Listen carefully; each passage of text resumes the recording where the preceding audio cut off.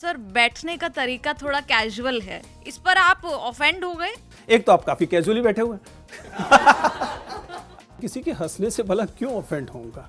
इन चुनावों के नतीजों के बाद भी आपने उम्मीद नहीं छोड़ी है कि 2024 के चुनाव में कुछ करिश्मा हो सकता है। वो सब मिलकर ही कोशिश कर रहे हैं तो उसमें क्या बुराई है? वो एक शानदार विकल्प बन सकता है। नफरत का विकल्प क्या है? तो नफरत का विकल्प मोहब्बत है, प्रेम। 2024 को लेके लोगों ने एक तरीके से ये सर्टिफिकेट दे दिया है कि बीजेपी लौटेगी। 2024 एक नया साल रहेगा और 2024 के परिणाम नए परिणाम होंगे। प्रोफेसर लक्ष्मण यादव, जो ये कहा जा रहा है कि खासकर एक खास विचारधारा के लोगों को, एक खास किस्म की बात करने वाले लोगों को टारगेट किया जा रहा है। कह सकता हूं कि मैं अपनी ओर से और अपने जैसे तमाम साथियों की ओर से डॉक्टर लक्ष्मण यादव से माफी मांगता हूं, क्योंकि वी हैव फेल्ड हिम।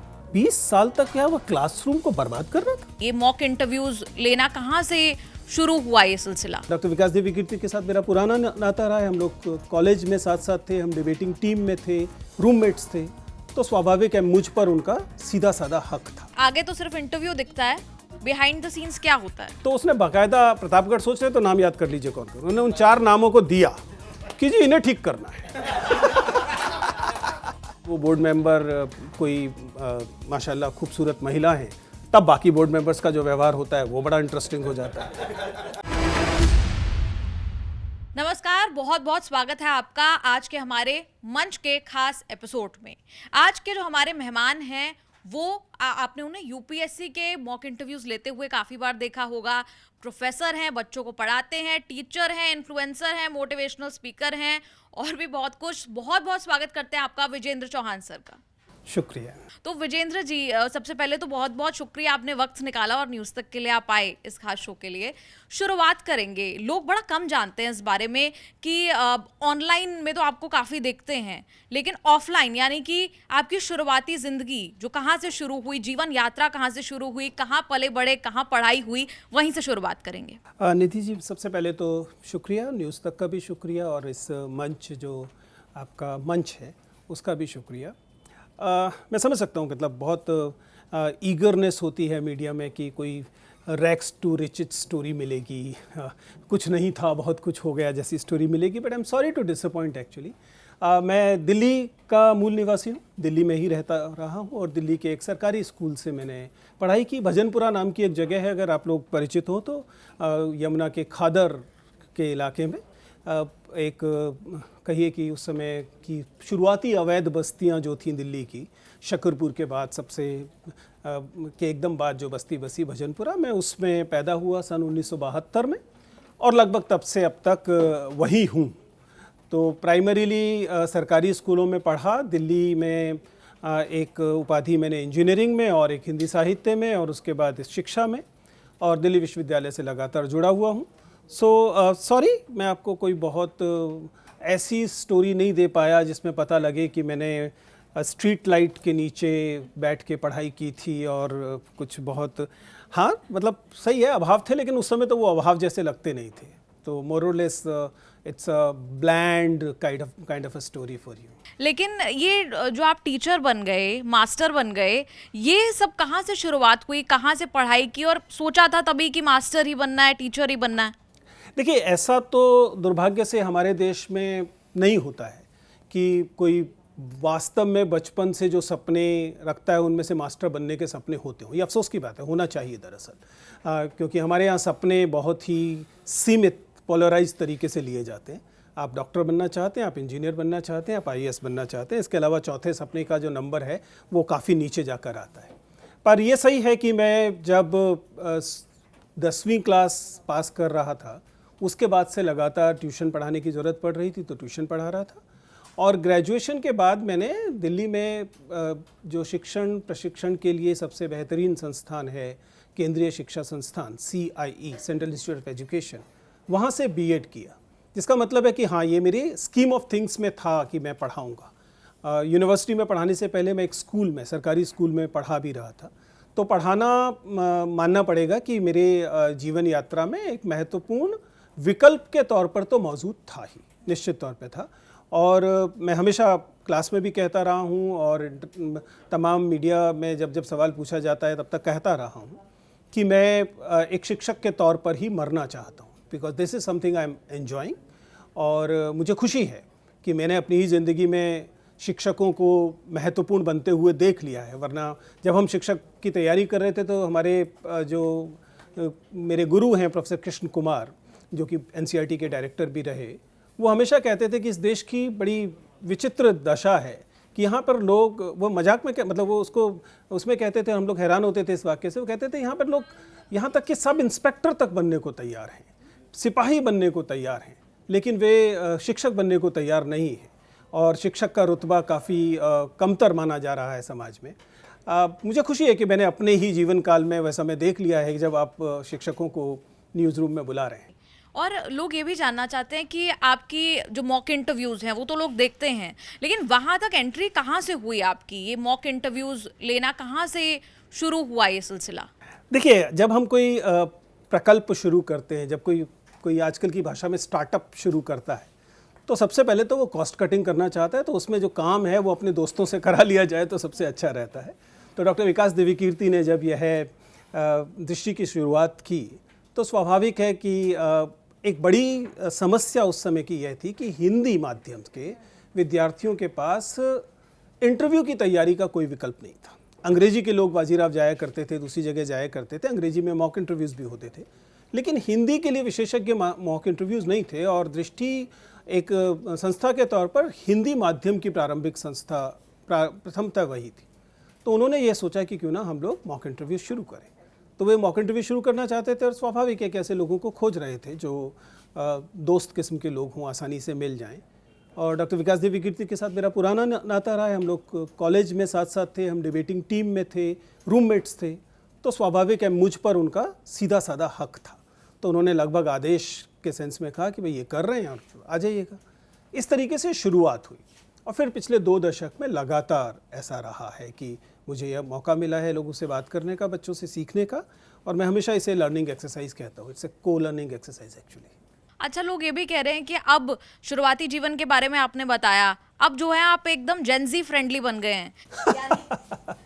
यानी कॉलेजेस जेनजी, ये तो मॉक इंटरव्यूज़ का एक परिणाम है कि वहाँ के एक दोस्त ने बताया कि जेनजी नाम की भी कोई चीज़ होती है, वरना मैं तो जी कभी बोल ही नहीं पाता, मुझे तो जेड ही बोलना पड़ता है। बट एनीवे, ये सही है कि पिछले कुछ समय में हम 2-3 इंडस्ट्रीज़ को बहुत तेज़ी से उभरता हुआ देख रहे हैं। उनमें से एक है इन्फ्लुएंसर्स की इंडस्ट्री, जो लगभग अब, पता नहीं आप लोग तो पॉलिटिक्स के को कवर करते हैं तो देख पा रहे होंगे कि अब देश में ओपिनियन मोल्ड करने में दुर्भाग्य से आपके एडिटर्स की उतनी भूमिका नहीं रह गई है। न्यूज़ रूम के एडिटर्स तय नहीं कर रहे हैं, अखबारों के संपादक तय नहीं कर रहे हैं। मेरा कहना है कि अब ये मीम्स के एडमिन्स तय कर रहे हैं कि जनता क्या सोचेगी, उसे क्या सोचना चाहिए। और मैं चूँकि उस इंडस्ट्री से गाहे बगाए चाहे अनचाहे जोड़ दिया गया हूँ इस वजह से। और एक दूसरी इंडस्ट्री उभर रही है, वो मोटिवेशनल स्पीकर्स की इंडस्ट्री है, जो आपको मोटिवेशन का लगभग नशा देने की कोशिश करते हैं, you can do it type, और उससे लोगों को ये लगभग जैसे नशे का शॉट लिया जाता है कि आप डिमोटिवेटेड फील कर रहे हैं, चलिए लीजिए 2 शॉट लीजिए, थोड़ी देर तक, आधे घंटे के लिए, 2 घंटे के लिए, शाम तक के लिए आप मोटिवेशन से भर जाएंगे। एक वो वाली इंडस्ट्री है ये। और तीसरा, जैसा कहा कि एक कोचिंग वाली जो इंडस्ट्री है, जिसमें क्योंकि सपने लगातार सीमित हो रहे हैं। सच्चाई ये है कि ये बहुत, इनमें तीनों में से कोई बहुत सकारात्मक चीज़ नहीं है, क्योंकि अगर आप ध्यान से देखेंगे तो लोगों के सपने अब सीमित होते जा रहे हैं, एवेन्यूज़ कम हो रहे हैं। जब एवेन्यूज़ कम हो रहे हैं तो जो भी एवेन्यूज़ अवेलेबल हैं, जहाँ ये माना जाता है कि आप थोड़ी कोशिश करके शायद आगे बढ़ सकते हैं, सरकारी नौकरी ले सकते हैं, उसका भाव अचानक समाज में डिसप्रपोर्शनेटली, गैर आनुपातिक तौर पर बढ़ गया है। लोगों को लगने लगा है कि मानो सिविल सर्विसेज कर लेना या कोई सरकारी नौकरी कर लेना, पा लेना कोई बहुत बड़ा जैकपॉट हो गया। इसलिए वे सारे लोग जो ऐसा करवा सकते हैं का भ्रम चारों तरफ रहता है, वे अचानक सेलिब्रिटी हो गए। वो शिक्षक हो सकते हैं, वो कोचिंग सेंटर्स हो सकते हैं, वो मोटिवेशनल स्पीकर्स हो सकते हैं, और वो केवल इन्फ्लुएंसर्स हो सकते हैं। तो आपका कहना सही है कि चूंकि मैं इन तीनों के इंटरसेक्टिंग एरिया पे दिखाई देता हूँ, इसलिए वह पीढ़ी जिसको आप जेनजी कह रहे हैं उसको मैं लगातार दिखाई दे रहा हूँ, और फिर वही बैठने का तरीका बिल्कुल, उस पर भी आएंगे। लेकिन जेंजी फ्रेंडली इसलिए भी कह रहे हैं क्योंकि एस्पिरेंट्स नाम की जो एक सीरीज़ है हाल में आई, तो प्रमोशनल वीडियो कह लीजिए, वहाँ आप दिखाई दिए हमें, लेकिन अपने ही अवतार में, अपने ही अंदाज में दिखाई दिए, लगा नहीं कोई एक्टिंग हो रही है। लेकिन एक्टिंग की तरफ ये कोई बढ़ता हुआ कदम है क्या? नहीं, अगर आपने उसे ध्यान से देखा है, मैं तो एक शिक्षक हूँ, मीडिया पढ़ाता हूँ, आप लोग भी कभी अलग अलग मीडिया स्कूल से आए होंगे, आप उसे देखते हुए समझ सकते हैं कि जब तक मैं अपने अवतार में नहीं आया हूँ तब तक मैं असहज हूँ, क्योंकि सच्चाई ये है कि मैं कभी स्क्रिप्ट पे काम नहीं कर सकता। स्क्रिप्ट के अनुसार काम करना मेरी फितरत में नहीं है। चूँकि मॉक इंटरव्यू में कोई स्क्रिप्ट नहीं होती, हम सहज तरीके से हो रहे उस समय अपने रूप में होते, तो एक्टिंग तो शायद मैं कभी नहीं कर पाऊँगा, क्योंकि उसमें आपको डायरेक्टर की और स्क्रिप्ट राइटर की उस स्क्रिप्ट को ध्यान से समझना होता है। जब भी मैंने नाटक किए तब भी मैंने एहसास किया कि शायद ये मेरा एरिया नहीं है, तो फॉर्मली एक्टिंग में आने की तो कोई गुंजाइश नहीं है। वैसे भी मुझ में ऐसा कोई क्या है कि कोई डायरेक्टर मुझे कोई रोल देना चाहेगा। लेकिन सर, बैठने का तरीका थोड़ा कैजुअल है। मतलब हमने जब जनता से सवाल पूछे कि विजेंद्र सर आ रहे हैं, आपके क्या सवाल हैं, उसमें कमेंट भर भर कर ये आए, बैठने का तरीका थोड़ा कैजुअल है। इस पर आप ऑफेंड हो गए? नहीं, ये मैंने पिछले 2-3 दिन में मेरे पास ऐसे कई वीडियो आए जिसमें प्रतीत ऐसा किया जा रहा है मानो मैं उससे ऑफेंड हो गया। बड़ी आश्चर्यजनक बात है, मैं किसी के हंसने से भला क्यों ऑफेंड होऊंगा, इस बात की कोई गुंजाइश नहीं है। लेकिन मैं समझ पा रहा हूँ ये क्यों हुआ पिछले दिनों ये कि IIT पटना ने मुझे आमंत्रित किया था एक कार्यक्रम के लिए, और वहाँ मैंने देखिए, जब हम एक स्पीकर हैं, पब्लिक स्पीकर होते हैं, तो हमारे लिए एक महत्वपूर्ण काम होता है कि हम ऑडियंस के साथ कैसे कनेक्ट करेंगे। चूँकि मैं पब्लिक स्पीकिंग सिखाता हूँ, अपने कॉलेज में डिबेटिंग सोसाइटी से पिछले कई दशकों से जुड़ा हुआ हूँ। बच्चों को ये समझाना होता है कि कैसे आप किसी पब्लिक स्पीकिंग में, मसलन मान लीजिए मैं इस समय आप लोगों से बात कर रहा हूँ, तो मुझे मालूम है कि आप सब लोग पत्रकार हैं, इसलिए आपने महसूस किया होगा कि मैंने एक से ज़्यादा बार न्यूज़ रूम का उल्लेख किया, आपके मीडिया स्कूल का उल्लेख किया। आइडिया ये था कि कनेक्ट हो सके। तो जब मैं IIT पटना के उस सभागार में था, तो स्वाभाविक है कि मेरे सामने इंजीनियर्स थे और उनके साथ कनेक्ट करना था। मुझसे जब विषय दिया गया तो इसलिए मैंने AI टाइम्स कहा था, और मैं इस मीम फिनोमिना, जब आप देखते हैं कि विजेंद्र चौहान अचानक मीम मटेरियल बनते हैं, मैं इसका इस्तेमाल कर रहा था उस इंजीनियरिंग ऑडियंस को ये समझाने के लिए कि कैसे अब आपसे आपकी फ्री चॉइस का जो हक था, your agency on your own free choice, वो मीम्स ने छीन ली है। They keep throwing. वो होता क्या है कि आप जब फ़ोन उठाते हैं तो आपके फ़ोन पर AI की वजह से एक पर्टिकुलर तरीके का कंटेंट लगातार फेंका जाता है। आपको लगता है कि आप तय कर रहे हैं कि आपके सामने क्या आ रहा है, लेकिन ये कोई और तय कर रहा होता है, और आपको लगता है कि नहीं, इसका मुझ पर क्या असर पड़ेगा, पर सच्चाई ये है कि उसका असर पड़ता है, और वो इतना अधिक पड़ता है कि कुछ समय बाद आप लगातार जब विजेंद्र चौहान देखते हैं, you start liking Vijendra Chauhan. और जबकि आपसे पूछा जाए तो आप उसका कोई तार्किक कारण बताने की कोशिश करेंगे कि मुझे इनका बैठने का तरीका अच्छा लगा या इनका फीडबैक अच्छा लगा, जबकि सच्चाई क्या है, AI ने आपसे आपकी आज़ाद तौर पर यह तय करने का हक छीन लिया कि आप किसे पसंद कर रहे हैं, किसे पसंद नहीं कर रहे हैं। ऐसे कई सारे रिसर्च अवेलेबल है, कोई नई चीज़ नहीं है। अगर आप सोशल डायलेमा देखेंगे तो आपको समझ में आ जाएगा, इसमें साफ साफ बताया गया है कि आपसे आपकी फ्री चॉइस छीन ली जाती है, आपके पास ये विकल्प नहीं रहता। और जब विकल्प नहीं रहता तो कई सारी चीज़ें हैं, जैसे परसुएसिव टेक्नोलॉजी, जिसके बाद आपको ये एहसास होने लगता है कि मानो यही आपकी फ्री चॉइस। मीम्स ने ऐसा आपके सपनों के साथ किया, विजेंद्र चौहान को पसंद करने के लिए भी किया, लेकिन UPSC आपका सपना है ये तय करने के लिए भी किया।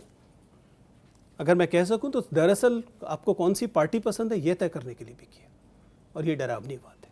आपको क्या लगता है कि आप तो आप इन्फ्लुएंसर भी हैं, सोशल मीडिया मोटिवेशनल स्पीकर भी हैं, आपको क्या लगता है कि सोशल मीडिया को रेगुलेट करने जैसी कोई चीज़ की तरफ हम लोग बढ़ रहे हैं, जब आप इस तरह के खतरे की ओर इशारा कर रहे हो कि AI का दुरुपयोग किया जा सकता है, तो क्या इसे रेगुलेशन की ज़रूरत आपको समझ में आ रही है? देखिए, डरावनी बात है, क्योंकि दरअसल अगर आप ध्यान से सुने तो मैंने जिन लोगों से सावधान होने के लिए कहा है, आप उन्हीं को हक देने की बात कर रहे हैं। जब आप रेगुलेट करने को कह रहे हैं तो आप किसके हाथ में ये सत्ता देने वाले हैं रेगुलेट करने वाले? आप उन्हीं लोगों के हाथ में सत्ता देने वाले हैं जिनसे मैं कह रहा हूं कि बचाइए अपने आप को। क्योंकि जब आप रेगुलेट करने की बात करेंगे तो आप किसे कहेंगे? आप सरकार को कहेंगे। सरकार एक चुनाव आयोग जैसी बहुत स्वतंत्र दिखाने की भी करेंगे तो ऐसी कोई बॉडी खड़ी कर देगी। और चुनाव आयोग कितना स्वतंत्र है आपको मालूम। तो आप समझ सकते हैं कि रेगुलेट करने का जब हम कह रहे हैं, तो अगर आप कोई कलेक्टिव विजडम टूल खड़ा कर सकते हैं, आप कोई ऐसी टेक्नोलॉजी खड़ी कर सकते हैं, वेल एंड गुड। लेकिन अगर आप फिर से किसी के हाथ में सत्ता देने की बात कर रहे हैं, तो मैं वो नहीं कह रहा था। चलिए, अब बात अब स्वायत्तता पर आ गई है संस्थाओं की, तो जब इतनी खुल के बात रही तो मैं एक सवाल लेता हूँ आपसे। हिंदी आपका विषय है और मॉक इंटरव्यू में आपके सामने बहुत हिंदी माध्यम के विद्यार्थी आते हैं और एक बड़ा लंबा डिबेट चल रहा है, अभी भी है, कि हिंदी माध्यम की सफलता का प्रतिशत बड़ा कम है यूपीएससी में। राजनीति में अगर हम देखते हैं तो अभी डीएमके के एक सांसद हैं, वो कह रहे हैं कि गौमूत्र स्टेट में बीजेपी जीत जाती है। पूरे हिंदी पट्टी को वो गौमूत्र स्टेट की संज्ञा उन्होंने दी। बाद में उन्होंने माफ़ी मांग ली, उन्होंने खेद जता दिया। लेकिन एक ये आम समझ है कि हिंदी पट्टी के विद्यार्थी compete नहीं कर पाते हैं। आपको क्या लगता है ये अनवरत चलती रहने वाली प्रक्रिया ऐसा ही रहेगा हिंदी पट्टी के विद्यार्थियों के? देखिए, आप दोनों में प्लीज़ अंतर कीजिए। पहले आपने बात शुरू की थी हिंदी माध्यम की फीसदी के जो सक्सेस रेट है वो कम हो रहा है, जिससे हम, क्योंकि डेटा है, हार्ड डेटा है ना, उसे कैसे इनकार कर सकते हैं। ये तो एकदम साफ हार्ड डेटा है कि सच्चाई है कि हिंदी माध्यम से अंततः सफल होने वाले लोगों का प्रतिशत कम है। ये माध्यम की बात है। लेकिन जैसे आप कहते हैं कि गोमूत्र स्टेट या हिंदी पट्टी या गोबर पट्टी, क्या उसके लोगों का प्रतिशत कम हो रहा है? मेरे पास ऐसा डेटा नहीं है, क्योंकि सच्चाई है कि इंग्लिश मीडियम से भी तो इस स्टेट से लोग आ ही रहे होंगे ना, आप उसे कैसे नज़रअंदाज कर रहे हैं? तो मैं ये तो नहीं कह सकता कि आप इसे क्षेत्र के साथ जोड़ सकते हैं। भाषा के साथ जोड़ना एक वैलिड सवाल है और कई वजहें हैं, क्योंकि हमारे यहाँ, हमारे समाज में एक चीज़ है जिसे हम क्लासरूम में डायग्लॉसिया कहते हैं। डायग्लॉसिया मूलतः एक भाषा के संदर्भ में, भाषा समाज भाषा विज्ञान से आया शब्द है। ऐसे समाजों को डायग्लॉसिक समाज कहा जाता है जिसमें एक से ज़्यादा भाषा बोली जाती, दो भाषाएं मसलन बोली जाती हैं और उन दो भाषाओं का सामाजिक रुतबा अलग अलग होता है। मसलन भारत में अंग्रेजी और हिंदी, मान लीजिए उत्तर भारत की बात करें तो अंग्रेजी हिंदी बोली जा रही है, लेकिन ये दोनों भाषाएं बराबर के स्तर पर नहीं है। अंग्रेजी एक स्ट्रैटिफिकेशन के स्तर पर, स्तरीकरण के स्तर पर ऊपर है और हिंदी नीचे है। इसका मतलब समाज के हर स्ट्रैटिफिकेशन में अंग्रेजी वालों का वर्चस्व रहेगा।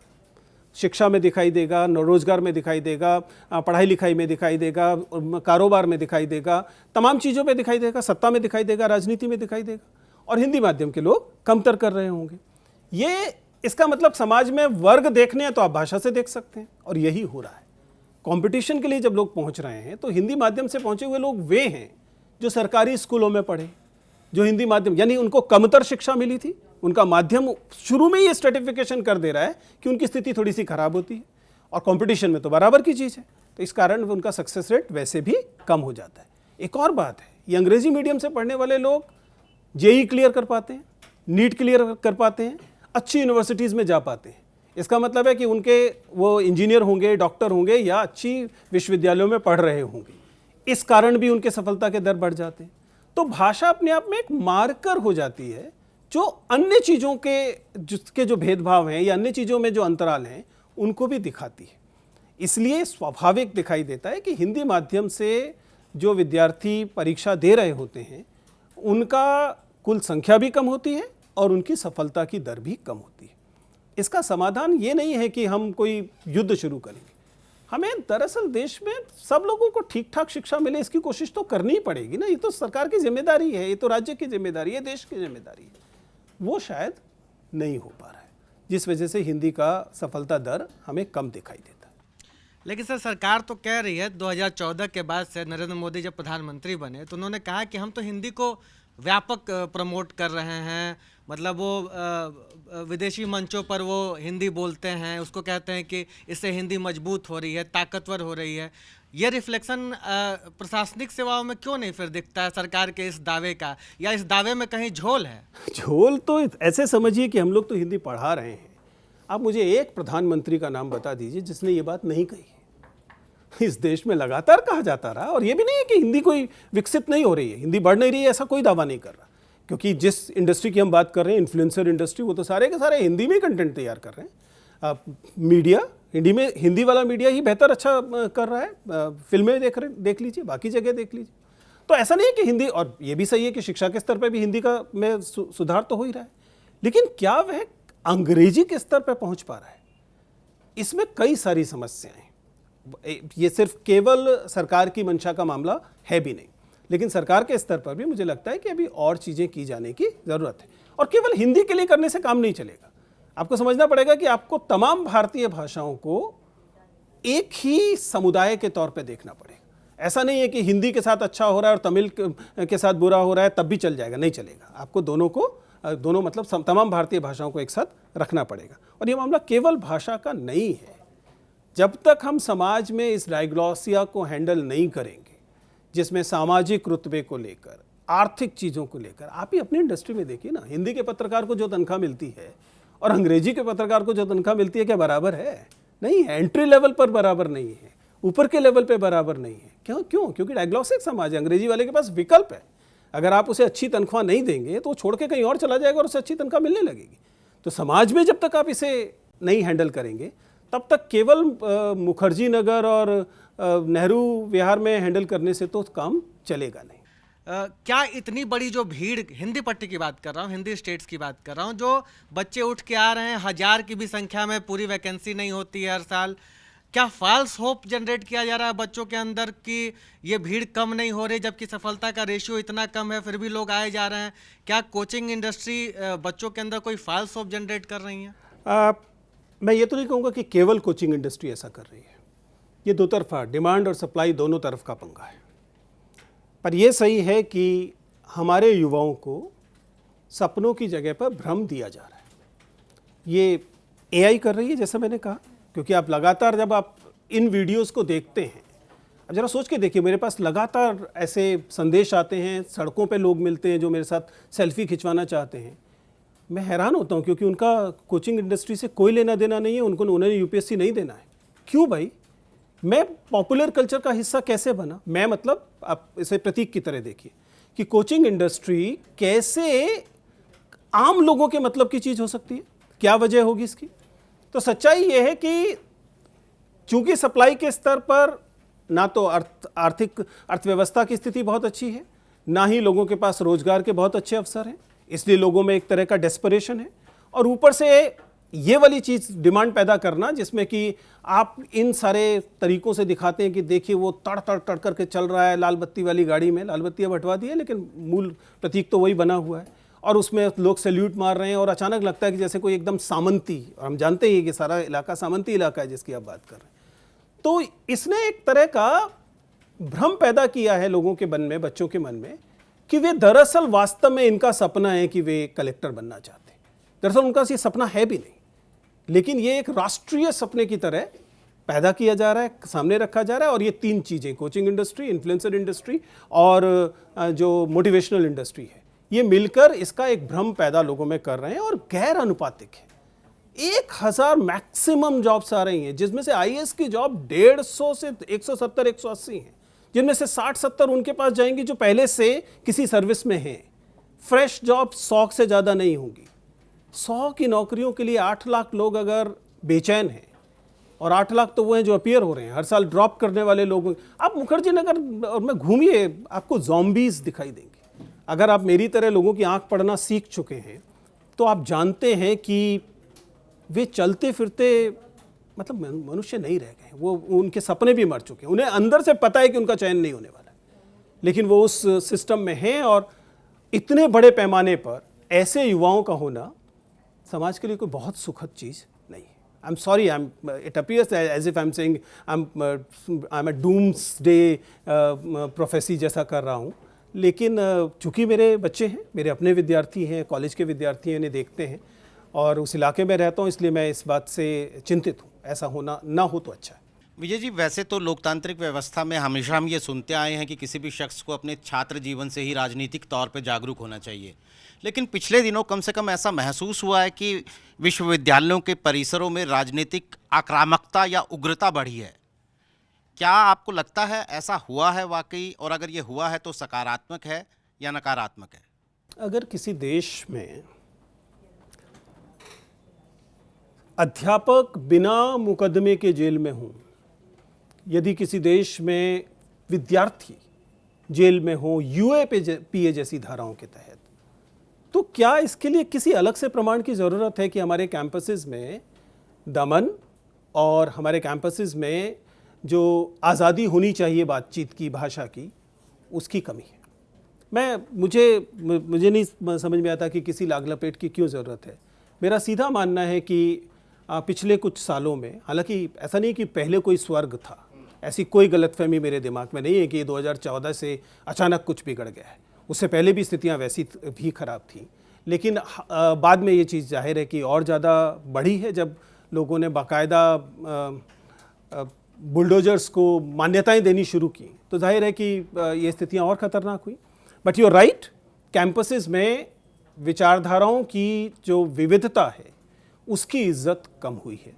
कैंपसेस में इंटॉलरेंस, असहिष्णुता दोनों तरफ से बढ़ी है, और एक तरफ से ज़्यादा बढ़ी है। इसको सीधा लगातार बराबर नहीं कह सकते, जिसके पास सत्ता होगी उसके पास ज़्यादा दम्भ होगा, स्वाभाविक है। और हमारे कैंपसेस में मुझे अफसोस है कि हम सेलेक्टिव तरीके से ये होता हुआ देख भी रहे हैं। कोई एक तरह के लोग अचानक बहुत ज़्यादा वोकल हुए हैं, एक तरह से बहुत दम्भ और घमंड के साथ दिखाई दे रहे हैं। लेकिन डेमोक्रेसी है, डेमोक्रेसी तो जैसे रोटी पलटते हैं फिर पलटेगी। आपको उम्मीद है इसकी? बिना उम्मीद के मैं बिना मतलब कैमरे के सामने क्यों बैठा होता। मुझे उम्मीद है तब तक सांस ले रहा हूँ, जब उम्मीद नहीं होगी तो किसी जेल में हो जाएंगे। अभी जो विधानसभा चुनावों के नतीजे आए हैं, उसके बाद तो बहुत ज़्यादा 2024 को लेके लोगों ने एक तरीके से ये सर्टिफिकेट दे दिया है कि बीजेपी लौटेगी। आपको क्या लगता है इन असेंबली इलेक्शंस का 2024 के चुनावों पर क्या रिफ्लेक्शन दिखाई देगा? देखिए, ये ना काफ़ी शुद्ध राजनीतिक किस्म का सवाल है, और मैं आई मस्ट एडमिट कि मेरा पॉलिटिकल एक्यूमेन बहुत लिमिटेड है। मैं एक व्यक्ति के तौर पर अपनी राय डेफिनेटली दे सकता हूँ, लेकिन मैं ये नहीं दावा कर सकता कि मेरा विश्लेषण कोई सटीक विश्लेषण होगा, क्योंकि ना तो इन राज्यों में मैं घूमा हूँ, ना ही इन राज्यों में वास्तव में जो हुआ है उसके कारणों की सही पड़ताल मैंने की है। तो मैं ये दावा तो नहीं कह सकता कि जिन लोगों का एकदम मतलब छाती ठोक दावा है कि 2024 में मोदी जी वापस आ रहे हैं, उनका कोई विकल्प नहीं है, या जिनका दावा है कि राहुल गांधी या दूसरे लोग बिल्कुल बाहर रहेंगे नहीं, मैं उनकी बातों में कितनी सच्चाई या झूठ है ये मैं नहीं कह सकता। मैं दो चीज़ें कह सकता हूँ। पहली बात, मुझे इस देश के नागरिकों पर अभी भी भरोसा है, और मैं उम्मीद करता हूँ कि स्थितियाँ उतनी ख़राब नहीं होंगी जितनी पिछले चुनावों में रही हैं। ख़राब मतलब मैं अपनी तरफ से बोल रहा हूँ, ज़रूरी नहीं कि आप उसे ख़राब कहें। आप कह सकते हैं मंदिर बन रहा है, अब और अच्छे दिन आएंगे, लेकिन वो एक अलहदा बात है। इन चुनावों से निराश है, स्वाभाविक है कि कम से कम काफ़ी लोगों में ये निराशा मैं विश्वविद्यालय में देख रहा हूँ, पर इसका अर्थ ये भी नहीं है कि उम्मीद पूरी तरह से डूब गई होगी। तो मुझे लगता है कि 2024 एक नया साल रहेगा, और 2024 के परिणाम नए परिणाम होंगे। लेकिन अगर ऐसा हो भी जाए, कोई मान लीजिए फिर से एक बार और भाजपा सरकार आ भी जाए, तो ऐसा भी क्या हो जाएगा। एक पार्टी है, पॉलिटिकल पार्टी है, जिसके पास इलेक्शन लड़ने का हक है, वो पिछले 10 साल से जीते हुई है, एक बार और जीत सकती है। कुछ नहीं होगा तो 2029 में लोग कोशिश करेंगे। सर, आपने विश्वविद्यालय की बात की, आप विश्वविद्यालय में पढ़ाते भी हैं, और आपने इन्फ्लुएंसर्स की बात की। एक दो किस्म के इन्फ्लुएंसर्स आप दिखते हैं, दोनों तरफ के, मैं वैचारिक तौर पे कहूँ, और एक बहुत दावा किया जा रहा है कि देश की जो सरकारी यूनिवर्सिटीज़ हैं उनको बर्बाद किया जा रहा है। आप इस बात से कितने सहमत हैं? देखिए, सरकारी विश्वविद्यालयों को पर जो हमले हम देख रहे हैं या लोगों का दावा है, पहली बात तो इस बात को समझिए कि उनमें से कुछ भी नया नहीं। 1991 के बाद से, डंकेल प्रस्तावों के बाद से ये बात लगातार कही जाती रही है कि विश्वविद्यालयों से उनकी स्वायत्तता और आम जन को शिक्षा देने का जो उनका जिम्मा है, उस जिम्मेदारी से पलायन की प्रवृत्ति दिखाई देती है। दो वजहों से दिखाई देती है। पहला ये कि ये एक ऐसी व्यवस्था है जिस व्यवस्था में बहुत बड़े पैमाने पर ऐसे जगह के बच्चे आते हैं जो ये उम्मीद करते हैं कि शिक्षा अकेली चीज़ है उनके पास कि वर्टिकल मोबिलिटी ला सकती है। मैं इस बात को इतनी दम से इसलिए कहता हूँ, मैंने शुरुआत में बताया कि भजनपुरा की एक अनधिकृत बस्ती से मैं पैदा हुआ, वहाँ पढ़ा लिखा। अगर दिल्ली की सरकारी स्कूली व्यवस्था और सरकारी कॉलेज व्यवस्था नहीं होती तो इस बात की कोई गुंजाइश नहीं थी कि विजेंद्र चौहान को कोई कैमरा कभी भी देख रहा होता। ठीक है ना, ये मैं इस जगह पर हूँ, बात कर पा रहा हूँ, क्योंकि मेरे पास एक एजुकेशन सिस्टम था जिसने इस बात की एक छोटी सी क्षीण सी आशा मेरे लिए हमेशा रखी कि मैं आगे मोबिलिटी आ सकती। मैं अब आपको यकीन दिला रहा हूँ कि मेरे विद्यार्थियों में, विजेंद्र चौहान जैसे बैकग्राउंड से आए हुए विद्यार्थियों के पास उम्मीद की खिड़की और छोटी हुई है, वो बढ़ी नहीं। होना ये चाहिए था कि वो दरवाजे बनते और सभी लोगों के पास ये गुंजाइश होती, लेकिन ये पिछले कुछ सालों में ये कमतर हुआ है। ये इसलिए भी हुआ है कि शिक्षा एक ट्रेडेबल कमोडिटी बनी है। अगर आप तो कोचिंग इंडस्ट्री की भी बात कर रहे थे, कोचिंग इंडस्ट्री क्यों, अगर आप पूरे प्राइवेट यूनिवर्सिटीज़ को देखें तो आप रियलाइज़ करेंगे कि ऐसे विश्वविद्यालय देश में अब हैं जिनकी फ़ीस लगभग उतनी है जितनी कि अमेरिका और यूरोप के विश्वविद्यालयों की होती है। 20 लाख, 25 लाख अशोका यूनिवर्सिटी की फ़ीस आप पता करके आई। यहाँ तक कि आपके नोएडा की जो not too so good universities हैं, उनकी फ़ीस अगर आप पता करेंगे तो वो 8 लाख, 10 लाख, 7 लाख एक डिग्री के लिए हो चुकी है। दिल्ली विश्वविद्यालय जैसे विश्वविद्यालय में लॉ का नया कोर्स आया जिसकी फ़ीस 2 लाख रुपया प्रति साल है। 5 साल के कोर्स में उसमें 10 लाख या 20 लाख रुपए लगेंगे, डिपेंड करता है कि आप कौन सी कैटेगरी, आपकी आर्थिक स्थितियां क्या हैं। आप इससे अनुमान लगा सकते हैं कि ये कोई सुखद स्थिति तो नहीं है। ये मामला केवल फीस का नहीं है, ये कंटेंट का भी है। विषय वस्तु क्या पढ़ाई जा रही है ये भी बदला है, कैसे पढ़ाई जा रही है ये भी बदला है, और हाल फिलहाल में तो किसे पढ़ाने दिया जा रहा है ये भी बदला है। आपने जो आखिरी बात कही, किसे पढ़ाने दिया जा रहा है, उस पर मेरा अगला सवाल है।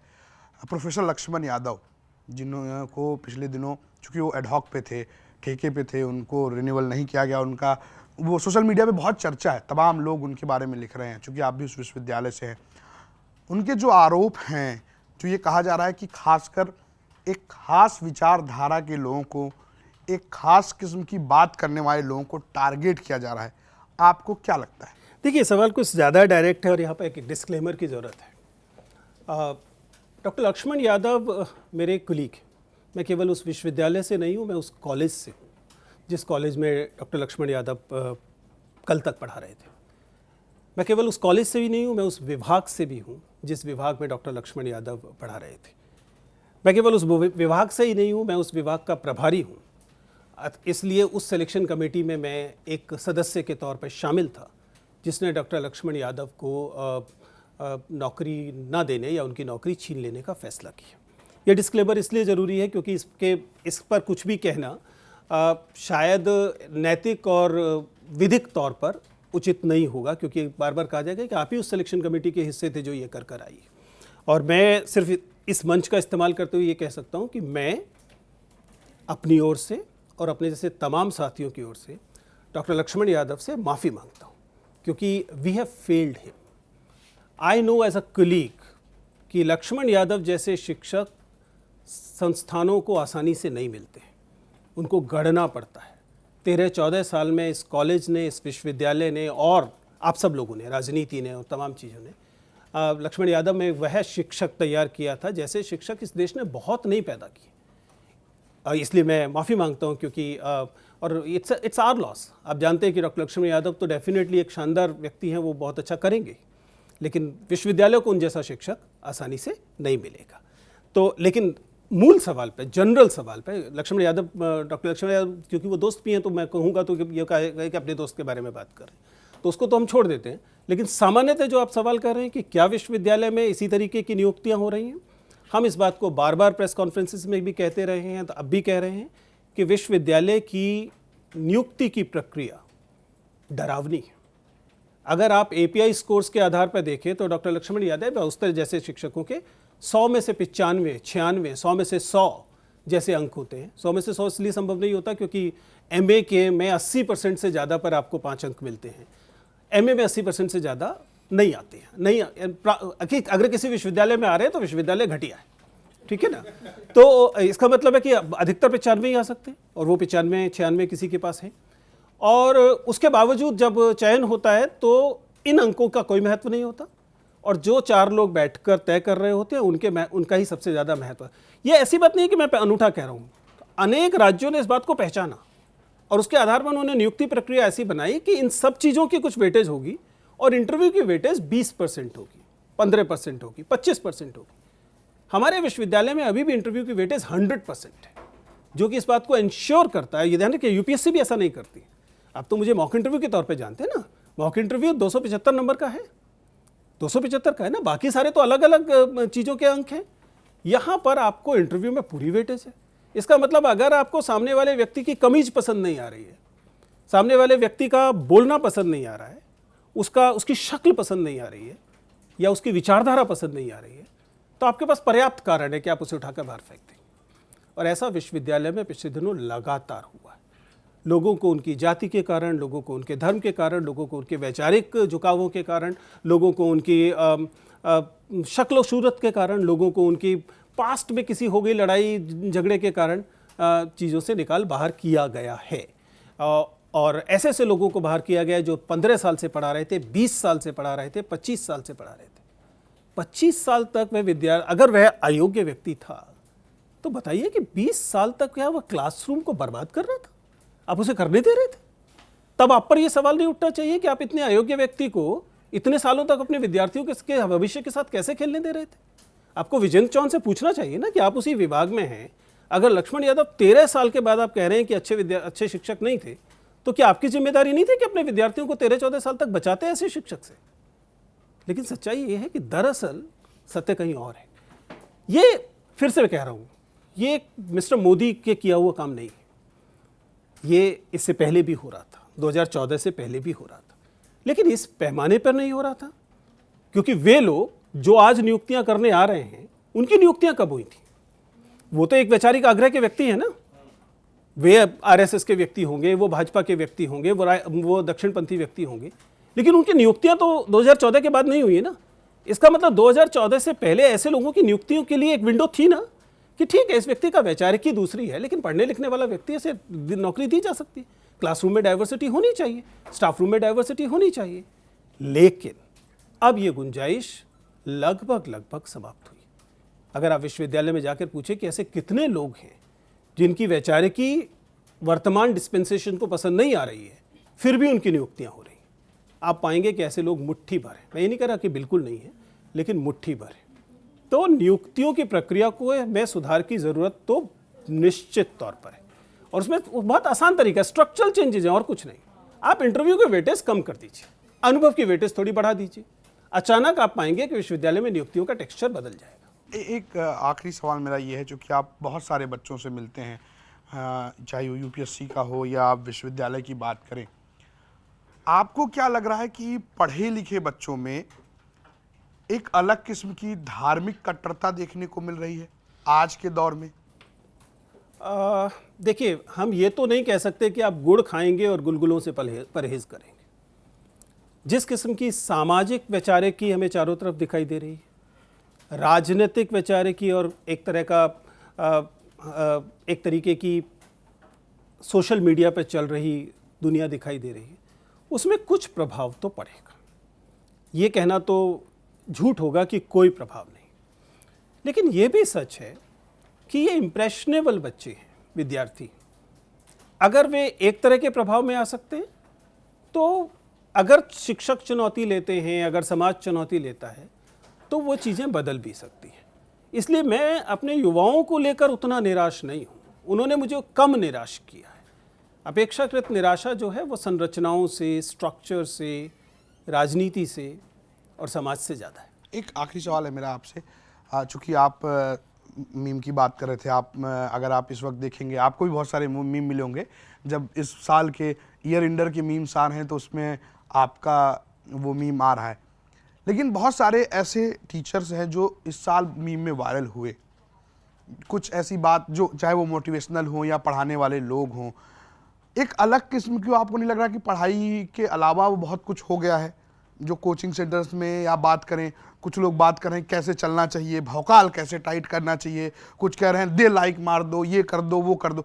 इस पर आपको क्या लगता है? क्या लगता है कि आपको ये भी कुछ, यहाँ भी आपको कुछ गड़बड़ी नजर आ रही? देखिए, ये जो पूरा का पूरा परिवेश खड़ा हुआ है, इस परिवेश में आप इस बात से इनकार नहीं कर सकते कि ऐसा होगा ही, क्योंकि आप इस बात को समझिए कि जो अटेंशन है सोशल मीडिया पर, जो अटेंशन है वो नई मुद्रा है, वो नई करेंसी है। और ऐसे में ऐसा कोई भी व्यक्ति जिसे 1 मिलियन फॉलोअर मिलते हैं, 1 मिलियन जो है व्यूज़ मिलते हैं या लाइक्स मिलते हैं, वो डिस्प्रपोर्शनेटली सत्ताशाली हो जाता है। और इसलिए इस सत्ता को पाने की चाह में आपको ये सारे जो विघटन हैं, ये सारे जो वेरिएशंस हैं, वो दिखाई देंगे। शिक्षकों में दिखाई दे रहे हैं, मैं इस बात पर हैरान नहीं हूँ। समाज में ही ये कुल मिलाकर ज़्यादा दिखाई दे रहे हैं। इसलिए मैं इससे आहत हूँ, मैं इस बात से परेशान हूँ, हर जगह मैं इस बात को कहता भी रहा हूँ। लेकिन ये समाज में जब तक ये वाला अटेंशन सीकिंग वो रहेगा, तब तक लोग कोशिश तो करते ही रहेंगे। बस उम्मीद सिर्फ इस बात से है कि हम लोगों ने सोशल मीडिया की शुरुआत तब की थी जब ब्लॉग आया था हिंदी में, और तब से हम जानते हैं कि सोशल मीडिया में किसी भी चीज़ की बहुत लंबी उम्र नहीं होती है। इस वाले भौकाल टाइट करने की कोशिशों की भी उम्र बहुत लंबी नहीं हो सकती। आप पाएंगे कि इसी से प्रतिरोधी किस्म का टेक्सचर पनपेगा, जहाँ पर इस बात की मांग होगी कि आप जेंडर सेंसिटिव तरीके से सोशल मीडिया में आइए, जहाँ पर भाषा में आप कम हिंसक, कम हेटफुल भाषा के साथ आइए, आप अपनी कॉमेडी को कम रोस्ट वाली, कम इंसल्ट वाली बनाइए। इन ओवरऑल आप एक ह्यूमन सोसाइटी तैयार कीजिए। ये डिमांड भी इसी सिस्टम से उभरेगी, हम उभरते हुए देख रहे हैं। क्योंकि आप इस बात को समझिए कि वे लोग जो इस वाले भौकाल टाइट मोड से आते हैं, उनके पास नंबर बड़ा है, इन्फ्लुएंस कम है। ये बड़ी रोचक बात है। नंबर बहुत बड़ा है, 4 मिलियन 10 मिलियन वो हैं, लेकिन अगर आप लोगों से पूछे कि उनके कहे से आप काम करेंगे क्या, तो करने वाले को भी पता है कि ये फालतू की बात है। इसलिए आप पाएंगे कि हमेशा नंबर सच बोल रहे हो ऐसा नहीं है। आपका इन्फ्लुएंस कई बार डिस्प्रपोर्शनेटली ज़्यादा हो सकता है डिस्पाइट बीइंग लो नंबर। ऐसा हमें बहुत जगह पे दिखाई देता है। इसलिए आप लोग भी, मतलब अभी आपके पास शायद 10 मिलियन होंगे, उसको 20 मिलियन करने की इच्छा रखिए, लेकिन ज़्यादा इंपॉर्टेंट है कि आप इन्फ्लुएंस पे काम कीजिए कि आपकी बात वास्तव में लोगों को रिप्रेजेंट कर रही है। कि हिंदुस्तानियों को ये समझने में थोड़ा टाइम लगता है कि क्या असली है और क्या नकली है, और वो हमेशा जुगाड़ में भी लगे रहते हैं। कि क्या आपके पास कभी कोई आया है ऐसा कि मैं इतने दे दूंगा, मेरे लड़के को कलेक्टर बना दीजिए? क्योंकि आपके मॉक इंटरव्यूज़ में नीचे रैंक भी लिखी रहती है, तो वो एकदम असली जैसा एकदम लगता है। देखिए, मेरे पास ऐसे लोग तो बहुत बार आए हैं, मिले हैं, जिन्हें अपनी ट्रेनिंग की कमी के कारण ये भ्रम होता है कि मानो मैं वास्तव में इंटरव्यू लेता हूँ। ठीक है ना, ये मॉक इंटरव्यू नहीं है, ये दरअसल यूपीएससी इंटरव्यू है। ऐसा मानने वाले लोग बहुत लिखते भी हैं, सड़क पर मिल जाते हैं तो बार बार पूछते भी हैं कि सर आप ही लेते हैं ना इंटरव्यू, तो मुझे बताना पड़ता है कि आप कौन से बैच के आईएएस ऑफिसर हैं। ऐसा पूछने वाले लोग भी रहे। तो आपका ये कहना तो सही है कि, लेकिन क्या मेरे पास ये प्रस्ताव आया है कि पैसा ले लीजिए और आईएएस बना दीजिए? नहीं, अभी तक तो नहीं आया है। मेरे ख्याल से अच्छी बात है कि इससे कम से कम एक बात पता लगती है कि एक संस्थान तो अभी भी बचा हुआ है जिसके बारे में अभी लोगों को यह यकीन है कि वहाँ शायद पैसा लेके टॉपर नहीं बनाए जाते। मतलब मैं अपने संस्थान की नहीं, यूपीएससी की बात कर रहा हूँ। और दरअसल ये अकेली वजह है जिस वजह से यूपीएससी का, जैसे आप भौकाल कह रहे हैं, वो बढ़ा भी है, क्योंकि लोगों को अभी भी एक विंडो दिखाई दे रही है कि यहाँ पर अगर मेहनत करेंगे तो शायद सफलता मिल जाएगी। अब मैं नहीं चाहता कि यह सपना जल्दी टूटे, यह इंस्टीट्यूशन भी कोलैप्स हो, लेकिन जिस तरफ चारों तरफ अगर इंस्टीट्यूशंस कोलैप्स कर रहे हों तो एक कोई आइलैंड बचा रहेगा, ये बहुत उम्मीद नहीं। मेरा एक सवाल ये है कि जब हम आईएएस पीसीएस अधिकारियों की बात करते हैं तो कई मामलों में वे बेहद असंवेदनशील दिखते हैं कि कोई अधिकारी बैठा है और फरियादी उसके सामने ज़मीन पर बैठा है, या उन्होंने लोगों के साथ मारपीट की, बेहद बदसलूकी की। और सबसे ज़्यादा इसका, जहाँ तक मुझे लगता है, इस बात को लेकर प्रताड़ित पत्रकारों को भी होना पड़ता है अधिकारियों के द्वारा। तो क्या लगता है कि अधिकारियों में संवेदनशीलता कि कितना इम्पोर्टेंस है, और जब आप स्टूडेंट्स को पढ़ाते हैं तब वो संवेदनशील होते हैं, या वो सर्विस में जाने के बाद ये भाव उनमें, ईगो जो होता है वो उसके बाद आता है? देखिए, यहाँ एक आपने बहुत अहम सवाल उठाया है, और ये मैं बल्कि आपका शुक्रिया अदा करता हूँ कि आपने इस बहाने मुझे इस बात पर बोलने का अवसर दिया है। क्योंकि ये आपका कहना सही है कि पूरी ब्यूरोक्रेसी में, ख़ास तौर से उत्तर भारत की ब्यूरोक्रेसी में, हमें ये लगातार देखने को मिलता है कि जो अधिकारी हैं वे जनता के साथ अपने संबंध को प्रजा राजा संबंध की तरह सामंती तरीके से देखते रहे हैं, ट्रेडिशनली देखते रहे। इसमें कुछ गलती तो औपनिवेशिक विरासत की है, कॉलोनियल लीगेसी की है, और कुछ हमारे सामंती समाज की है। इन दोनों का कॉकटेल बड़ा खतरनाक कॉकटेल है। आप कॉलोनियल लीगेसी के साथ आए और आप एक फ्यूडल सोसाइटी के अंदर आए, जो सोसाइटी में ही जनता प्रजा बनने को तैयार थी। तो एक तो आप मालिक बनकर आए और दूसरा जनता आपको ऐसी मिल गई जो प्रजा बनने को तैयार थी। इसने एक ऐसी स्थिति पैदा की है जिसमें कुछ असंवेदनशीलता हमें दिखाई देती है। अगर आप ध्यान से उन मॉक इंटरव्यूज़ को देखें जिसमें मैं होता हूँ, तो मेरा जो एम्फेसिस रहा है वो संवेदनशीलता जांचने को लेकर रहा है। चाहे वर्ग का सवाल हो, चाहे जाति धर्म जैसी आइडेंटिटीज़ का सवाल हो, चाहे जेंडर का सवाल हो, चाहे LGBTQ का सवाल हो, चाहे अन्य किस्म की चीज़ें, क्योंकि ये दरअसल जिम्मेदारी जितनी ब्यूरोक्रेसी की है उतनी रिक्रूटिंग एजेंसी की भी है कि वो इस बात को ध्यान से देखे कि ऐसे लोग पहुँचे जिनमें अगर अभी पूरी तरह संवेदनशील नहीं है तो संवेदनशीलता बढ़ाने की गुंजाइश तो है। और दूसरा, उस ट्रेनिंग प्रोग्राम को भी देखें, जो ट्रेनिंग प्रोग्राम की जिम्मेदारी है कि इन ब्यूरोक्रेट्स को जो है वो संवेदनशील बनाया जाए। फिर भी एक पॉजिटिव चीज़ ज़रूर हुई है। जितना ये छोटे छोटे स्किट्स वीडियोस आपको दिखाई देते हैं जिसमें नीचे बैठाते हुए कोई दिखाई दे, उसमें आप आमतौर पर पाएंगे कि सामान्यतः देखने वाले लोगों का स्वर इसके प्रति आलोचनात्मक है। वे इस बात को पसंद कर रहे हो ऐसा नहीं दिखाई देता। वे मानकर चलते हैं कि एक ब्यूरोक्रेट को, एक नौकरशाह को, एक अधिकारी को अपने आप को ऐसे मालिक वाले उसमें नहीं देखना चाहिए। यदि आपको वह केस याद हो जिसमें वो IAS ऑफिसर कुत्ता घुमाते हुए स्टेडियम खाली करते हैं, तो उस पर जो आप रिएक्शन देखते हैं वो रिएक्शन जनता का एक लोकतांत्रिक समाज में जैसा होना चाहिए वैसा है। थोड़ा सा हार्श हो सकता है इधर या उधर, लेकिन कुल मिलाकर सौभाग्य से हमारी इन छोटे छोटे वीडियोज़, हमारे मतलब कि कुल मिला के मीम्स और शॉर्ट वीडियोज़ और यूट्यूब इत्यादि की वजह से एक तरह की चेतना भी अब लोगों में पहुंच रही है, जिसमें लोगों को अपने अधिकारों का भी पता लग रहा है और यह भी समझ में आ रहा है कि ये आका लोग नहीं हैं, ये लेवल 10 से लेवल 15-16 तक की सैलरी पाने वाले अधिकारी वर हैं जिनको अपने काम की तनख्वाह मिलती है, इसलिए उनको ये काम करना चाहिए। विजेंद्र जी, आपने कार्यक्रम की शुरुआत में कहा कि आज आप जहां पर हैं उसका सारा क्रेडिट दिल्ली के सरकारी स्कूलों को जाता है, और आज की राजनीति में सरकारी स्कूल की जो बात करता है या एजुकेशन मॉडल अगर कहें तो दिल्ली की अरविंद केजरीवाल सरकार कहती है कि पहले 3 टप्पर के स्कूल हुआ करते थे दिल्ली में, हमने वर्ल्ड क्लास बनाए। तो मेरा पहला सवाल तो है कि उनके इस दावे में कितना दम है, और दूसरा कि अगर हम बिल्डिंग्स इंफ्रास्ट्रक्चर को छोड़ दें तो क्या दिल्ली की सरकारी स्कूल की व्यवस्था जो अरविंद केजरीवाल दावा करते हैं कि क्वालिटी एजुकेशन अब ज़्यादा बेहतर है या इससे पहले ज़्यादा बेहतर थी? देखिए, बस एक डिस्क्लेमर है, मैं जिस समय पढ़ रहा था और आप गवर्नमेंट के जो स्कूल आए हैं, ये एक के बाद एक आई व्यवस्था नहीं है, इनके बीच में भी एक पूरी पीढ़ी निकली है, ठीक है ना। आपको उसको ध्यान रखना पड़ेगा। मतलब अगर अदरवाइज ऐसा लगेगा जैसे मैं ये कह रहा था कि पहले इससे अरविंद केजरीवाल सरकार से पहले वाले स्कूल बहुत अच्छे थे, मैं ये नहीं कर, मैं उससे पहले वाले स्कूलों में जिस समय पूरे देश में सरकारी स्कूल की व्यवस्था में इस बात की गुंजाइश थी कि आप सरकारी स्कूलों से पढ़कर टॉप यूनिवर्सिटीज़ में जा सकते थे, आप IITs में जा सकते थे, आप NITs तो तब नहीं थी, RECs में जा सकते थे, आप मेडिकल और दूसरी जगहों पर जा सकते थे, गुंजाइश थी। ये सामान्य, मतलब जैसे मैं जब स्कूल का विद्यार्थी था तो ये कतई भी शर्मिंदगी की बात नहीं थी कि मैं एक सरकारी स्कूल में पढ़ता हूँ।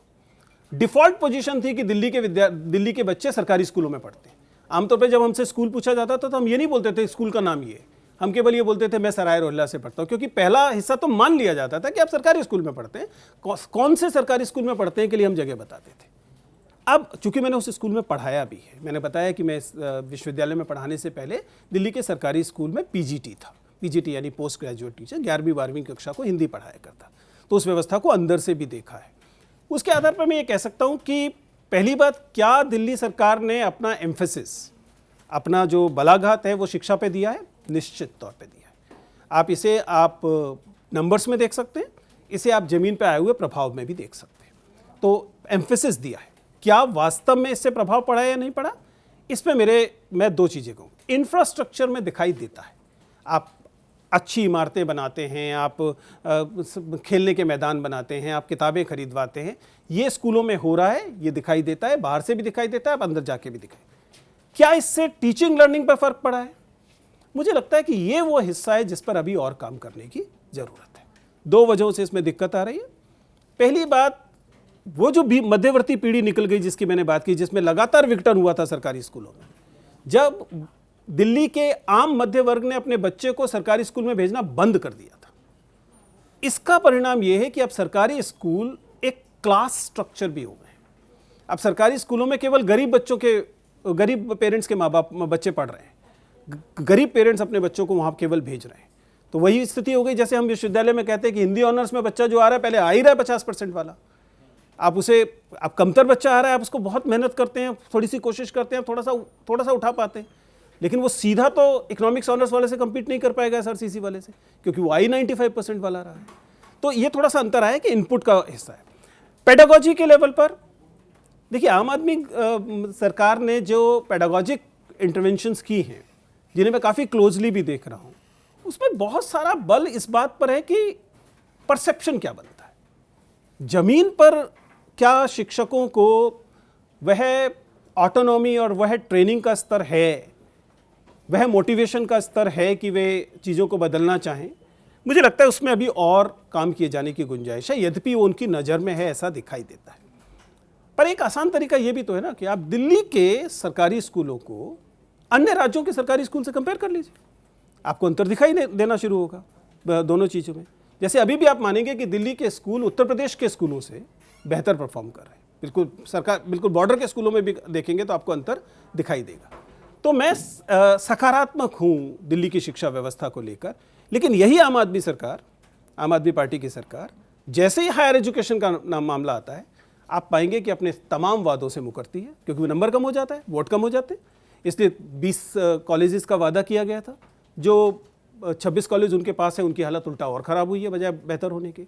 तो हायर एजुकेशन पर स्कूल एजुकेशन जैसा एम्फेसिस आम आदमी पार्टी सरकार ने भी नहीं दिखाया, और मैं उससे कोई बहुत खुश नहीं हूँ। मुझे लगता है कि कुल मिलाकर एजुकेशन में बेहतर करने की ज़रूरत है। पुराने इंस्टीट्यूशंस को नया नाम दे देने से चीज़ें नहीं बदलती। ITIs को आप कह दें कि नहीं वो स्किल यूनिवर्सिटी है, आप पहले से चल रहे कॉलेजेस को एक ही जगह भी चीज़ों के साथ जोड़ दें, आप पहले से चल रहे इंस्टीट्यूशंस को कोई नई यूनिवर्सिटी का नाम दे दें, मतलब अच्छी बात है, इंस्टीट्यूशन बिल्डिंग अच्छी चीज़ होती है, लेकिन वो पर्याप्त नहीं है। आपने अगर 20 कॉलेज कहा था तो ज़्यादा अच्छा था कि आप 40 कॉलेज 35 कॉलेज खोलकर दिखाते, और दिल्ली को ज़रूरत है इतने कॉलेजेस की, तो शायद स्थितियाँ बेहतर होती। पर द पॉजिटिव थिंग इज़ कि ये सरकार पब्लिक फंडेड एजुकेशन का महत्व समझ रही है, और इसने इसको राजनीतिक पटल पर ला दिया है। दिल्ली में चुनावों में इस बात से फ़र्क पड़ रहा है कि दिल्ली के स्कूल कैसा परफॉर्म कर रहे हैं। ये देश में कम से कम उत्तर भारत में कहीं और होता नहीं दिखाई दे रहा था। तो उस लिहाज को से मैं इस बात से खुश हूँ कि कम से कम एक पॉलिटिकल एजेंडा तो बन रहा है शिक्षा का। आपने कहा कि 1000 की वैकेंसीज आ रही हैं, उसमें IAS की वैकेंसी 150 के आसपास है, वो और रिफाइंड होकर 100 तक चली जा रही है। तो एक इन्फ्लुएंसर और एक मोटिवेशनल स्पीकर होने के नाते आपके पास जो भी बच्चे, जो भी स्टूडेंट्स अपना करियर बनाने के लिए आ रहे हैं, उनको आप क्या ऑल्टरनेटिव बता रहे हैं? देखिए, ऑल्टरनेटिव से पहले तो मैं उनसे ये बार बार पूछ रहा हूँ, और मैं लगभग हर मंच पे पूछ रहा हूँ कि प्लीज़ अपने आप से पूछिए कि आपका सपना है भी या नहीं। ये बात सही है कि जिन व्यवस्थाओं को इन युवाओं को विविध सपने देने चाहिए थे, डाइवर्सिटी ऑफ ड्रीम्स देनी चाहिए थी, वह अपने इस जिम्मेदारी में असफल रहे। क्योंकि हमारे युवाओं के पास डाइवर्सिटी ऑफ ड्रीम्स नहीं है। ये पहला न्यूज़ रूम नहीं है जिसमें मैं आया हूँ। आप किसी न्यूज़ रूम में जाके पूछिए कि आप पाएंगे कि कम से कम हिंदी के 80% पत्रकार वो हैं जो IAS बनने आए थे। 4 अटेम्प्ट दिए, 3 अटेम्प्ट दिए, और लगा कि नहीं बन पाएंगे, तो नेक्स्ट नियरेस्ट जो हो सकता था, क्योंकि उन्होंने पॉलिटी पढ़ी थी, उन्होंने इकॉनमी पढ़ी थी, जनरल स्टडीज़ पढ़ा था, उन्हें लगा कि पत्रकार बनना अपने स्किल सेट के आसपास है। मैं ये कहने की कोशिश कर रहा हूँ कि ये 4 साल बर्बाद किए बिना भी हो सकता था। ये तब है जब हम अपने युवाओं को वास्तव में डाइवर्सिटी ऑफ ड्रीम दे सकें। तो जब आप ये सवाल पूछते हैं कि मैं उन्हें क्या कहता हूँ, क्या करना चाहिए, विकल्प क्या होना चाहिए, तो सबसे पहले मैं ये कहता हूँ कि अपने आप को तलाशिए कि ये वास्तव में आपका ड्रीम है या नहीं। अगर नहीं है तो फिर क्या क्लोजेस्ट चीज़ है जिसे आप कर सकते हैं। इसमें एक चीज़ तो उच्च शिक्षा है, जो स्वाभाविक तौर पर विद्यार्थियों को उस पर ध्यान देना चाहिए। शिक्षक होना आप ठीक ठाक ग्लैमरस नौकरी हो गई। इवन प्राइमरी स्कूल्स के, मैं तो चलिए कोचिंग और इन्फ्लुएंसर को तो छोड़ दीजिए, प्राइमरी स्कूल और सेकेंडरी स्कूल के टीचर्स अब पहले की तरह बेचारगी वाले शिक्षक नहीं हैं। उनकी तनख्वाहें अगर सरकारी स्ट्रक्चर में हैं तो ठीक ठाक हैं, बहुत अच्छी तो नहीं है पर ठीक ठाक है। आप उन दिशाओं में जा सकते हैं, या फिर आप आजकल की भाषा में स्टार्टअप से एंटरप्रेन्योरशिप की तरफ जा सकते हैं। पर कुल मिलाकर मैं सहमत हूं कि हमारे पास और विकल्प होने चाहिए।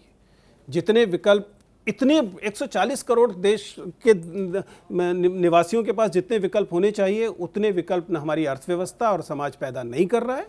और ये डरावनी बात है, क्योंकि जिसे आज आप डेमोग्राफिक डिविडेंड कह कर चारों तरफ बेच रहे हैं, वो एक बड़ी लायबिलिटी हो रहा है जल्दी, क्योंकि यही युवा अब बिना सामाजिक सुरक्षा के, बिना पेंशन के बूढ़ा होने वाला है, और उसके बाद सिवाय निराशा फैलाने के लिए कुछ नहीं बचेगा इसके अलावा। ये जो पूरी व्यवस्था है उसको भी कंट्रोल करने वाली एक सरकार है, और वो सरकार अभी बीजेपी चला रही है। उस सरकार से आप बहुत खुश नहीं लगते हैं, तो हाँ, आप बहुत खुश नहीं लगते हैं। और इन चुनावों के नतीजों के बाद भी आपने उम्मीद नहीं छोड़ी है कि 2024 के चुनाव में कुछ करिश्मा हो सकता है। अगर ये करिश्मा होता है, कुछ बदलाव होता है, तो आपकी नज़र में विकल्प क्या है? मेरा सवाल जो मैंने स्टूडेंट्स के लिए पूछा था कि उनके सामने विकल्प क्या है, तो देश की राजनीतिक व्यवस्था के सामने विकल्प क्या है? देखिए, मैं आपके सवाल की मूल प्रकृति को समझ पा रहा हूँ, और ये पहली बार नहीं दिया जा रहा है। ये बाकायदा एक समय में इंदिरा गांधी के लिए दिया जाता था, और उसके बाद यह आज वर्तमान डिस्पेंसेशन द्वारा दिया जाता है कि देयर इज़ नो ऑल्टरनेट, जबकि सच्चाई ये नहीं है। देखिए, जब तक आप ऑल्टरनेट विकल्प व्यक्तियों में खोजते रहेंगे, आपको लगेगा कि एकदम सच बात है, क्योंकि आप ए व्यक्ति को जो एक पूरी की पूरी परसेप्शन बनी हुई है, उसे बी व्यक्ति से कंपेयर करेंगे, फिर 4 पैरामीटर्स में कंपेयर करके कहेंगे कि ए और बी में कोई तुलना नहीं है, इसलिए ए ही एकमात्र विकल्प है। लेकिन जैसे ही आप इस विकल्प को व्यक्ति की बजाय वास्तविक व्यवस्था की तरह देखने की कोशिश करेंगे, तो साफ साफ विकल्प है ना। आप जानना चाह रहे हैं नफरत का विकल्प क्या है, तो नफरत का विकल्प मोहब्बत है, प्रेम है। आप जानना चाह रहे हैं कि बेचारगी का विकल्प क्या है, बेचारगी का जो विकल्प है वो परिश्रम है। जब आप जानने की कोशिश कर रहे हैं कि मान लीजिए आप हिंदू मुसलमान करना चाहते हैं, उसका विकल्प क्या है, तो विकास है। बड़ी आसान विकल्प है, और व्यवस्था के स्तर पर विकल्प मौजूद है। लेकिन जैसे ही आप विकल्प को पर्सोनिफाई करते हैं, आप व्यक्ति के तौर पे देखने की कोशिश करते हैं, फिर कहते हैं कि देखिए ये वाला जो आकार है ये तो बहुत बड़ा है, इसकी तुलना में जो दूसरा विकल्प नियरेस्ट अवेलेबल विकल्प है वो बहुत छोटा है। तो मुझे ये एक औचित्यपूर्ण प्रश्न नहीं लगता है। मेरा मानना है कि विकल्प समाज में मौजूद हैं, वो व्यक्तियों के रूप में हो या संरचनाओं के रूप में हो, मौजूद हैं। और संरचनाएं उन विकल्पों को, ठीक है, आपको लगता है 24 में नहीं कर पाएंगे, कोई बात नहीं, 29 में कर लेंगे। देश के इतिहास में 5 साल, 10 साल, 15 साल इतना बड़ा अरसा नहीं है कि आप ये मानकर चलें कि अगर ये बीत ही गया तो कोई देश नष्ट हो जाएगा। कांग्रेस पार्टी या राहुल गांधी आपको लगते हैं कि इस तरह के कोई विकल्प बन सकते हैं? देखिए, पार्टी के तौर पर मुझे नहीं पता कि क्योंकि सच्चाई ये है कि हमने सारी जिंदगी कांग्रेस के खिलाफ प्रतिरोध करते हुए बिताई है। 2014 से पहले हम जिस सरकार का प्रतिरोध कर रहे थे वो कांग्रेस सरकार थी। जिन नीतियों के बारे में मैंने अभी बात की, वे नीतियां अंततः मनमोहन सिंह गवर्नमेंट के दौरान लाई गई। 1991 की जो उदारवादी नीति है उसके बाद लाई गई जो नीतियां थी, वही हैं जिनका विरोध हम लोग कर रहे थे। इसलिए व्यक्तिगत तौर पर कोई पार्टी या सरकार विकल्प है या नहीं है, मेरे लिए ये उतना महत्वपूर्ण नहीं है। मेरे लिए महत्वपूर्ण ये है कि मान लीजिए वो सब मिलकर ही कोशिश कर रहे हैं, तो उसमें क्या बुराई है, वो एक शानदार विकल्प बन सकता है।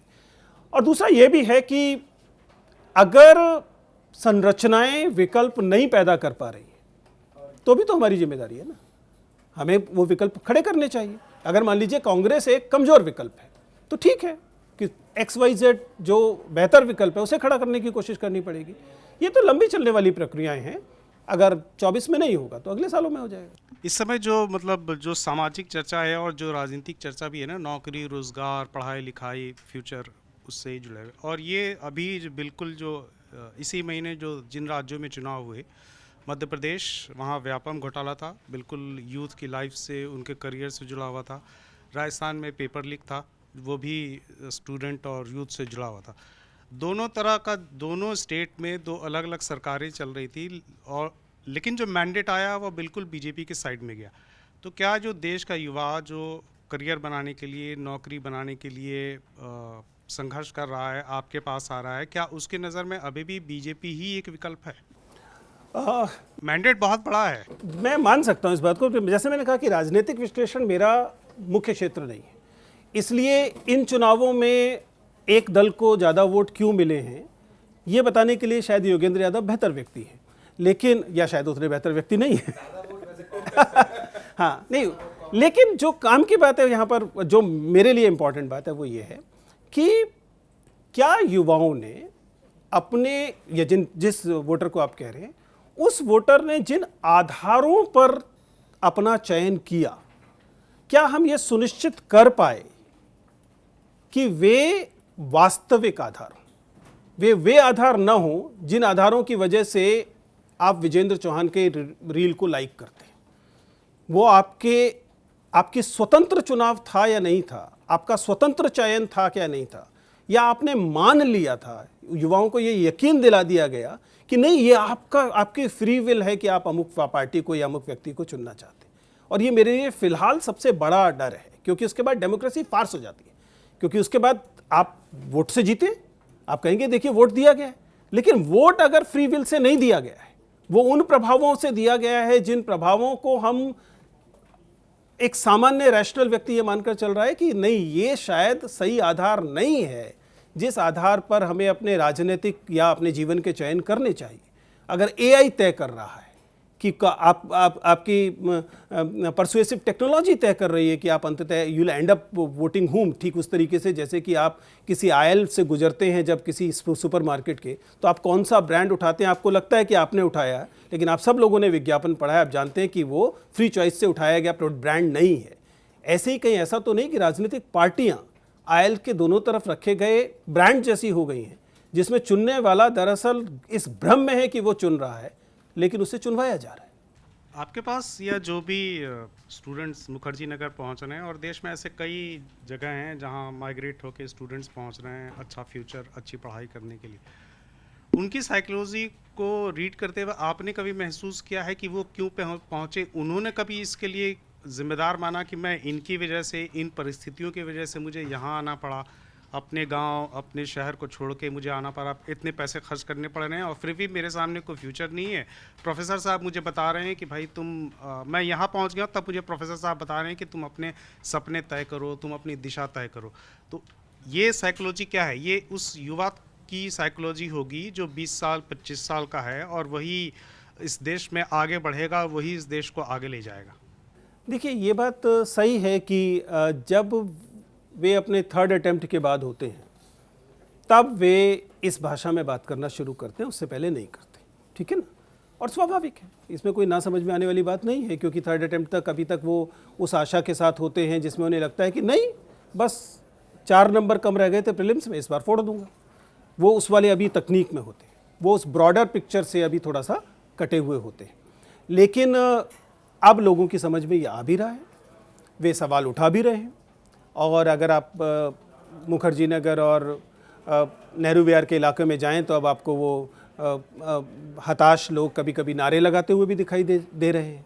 इसलिए ऐसा नहीं है कि हम उनसे निराश हो जाएं कि वे इस बात को बिल्कुल समझ नहीं रहे, वे समझ रहे हैं। लेकिन अभी एक लंबा अरसा है, क्योंकि अभी तो ये वाले नशे का डोज चल ही रहा है ना, दिन ब दिन। अभी तो उनको वो इंजेक्शन दिए ही जा रहे हैं जिसमें उनको ये यकीन दिलाया जा रहा है कि नहीं बस ये जो 1000 पोस्ट इस बार आई हैं उनमें से एक तो तुम्हारी है, बाकी 999 आपस में लड़ेंगे आगे। अब मूलतः तो तुम्हारे लिए निकाले गए पद हैं, तो वो अभी चल रहा है। लेकिन थैंकफुली चीज़ें बदल रही हैं, और ये इसलिए नहीं है कि डॉक्टर चौहान आपको ये बता रहे हैं, ये इसलिए है कि डॉक्टर चौहान इसको ऑब्जर्व कर रहे हैं। वो कहाँ बता रहे हैं, वो तो इन्हीं को देख रहे हैं ना, क्योंकि वो आप you are in the thick of the things, इसलिए आप इसे थोड़ा ज़्यादा क्लोजली महसूस कर पाते हैं, वरना तो ये तो उन्हीं के द्वारा बताई गई बातें हैं जो मैं आपसे शेयर कर रहा हूँ। विजेंद्र जी, आपकी एक वीडियो देखी मैंने, लगा कि टीवी एंकर्स से थोड़े नाराज हैं आप। वीडियो में का टाइटल ही यही था कि टीवी एंकर से इफेक्टिव कम्युनिकेशन सीखना हानिकारक, खतरनाक है, डरावना है। और मतलब माफ़ी चाहता हूँ अगर ये आपको अपने ऊपर लगा, लेकिन जिन टीवी एंकर्स की बात वीडियो में की गई है आपने उन्हें देखा होगा, नाम लेने की ज़रूरत नहीं है। लेकिन कुल मिलाकर जब हम संवाद को एक तरह के युद्ध में और भाषा को एक तरह के हथियार में बदलते हुए देखते हैं, तो कम्युनिकेशन के किसी भी शिक्षक के लिए ये त्रासद स्थिति है। मैं मीडिया पढ़ाता हूँ, कम्युनिकेशन पढ़ाता हूँ, और इसलिए जब मैं ये देखता हूँ कि अगर मेरे विद्यार्थी उन एंकर्स को जो लगभग हिंसक संवाद आपको स्क्रीन पे करते हुए दिखाई देते हैं, उनको अगर अपना रोल मॉडल बना लेंगे कि उनको उनसे सीखना है कि कैसे कम्युनिकेट करना चाहिए, तो आप समझ सकते हैं कि मुझ जैसे शिक्षक के लिए अब दो परेशानी हो जाएगी। पहले तो उस बच्चे को डीलर्न कराऊं कि नहीं वैसे नहीं सीखो, उसको एक सम स्थिति पे लाऊं, और उसके बाद कुछ पॉजिटिव कम्युनिकेशन की चीज़ें सिखाने की कोशिश करूं। क्योंकि आप इस बात को समझिए, भाषा आपके ऊपर है। आप भाषा को प्रेम के लिए इस्तेमाल कर सकते हैं, भाषा को युद्ध के लिए भी इस्तेमाल कर सकते हैं। और दुर्भाग्य से हमने एंकर्स को यह करते हुए देखा है, जिसमें कि उन्माद पैदा कर देना एंकर को अपनी उपलब्धि की तरह दिखाई दे रहा है, जबकि सच्चाई है कि उन्माद पैदा करना बाकी भाव पैदा करने की तुलना में ज़्यादा आसान होता है। उन्माद पैदा, देखिए हमेशा कहा जाता है वायलेंस इन सेक्स, ये ऐसी चीज़ है जिनको बहुत आसान तरीके से स्टिमुलस बनाया जा सकता है, क्योंकि इसके लिए मनुष्य ऑलमोस्ट तैयार है।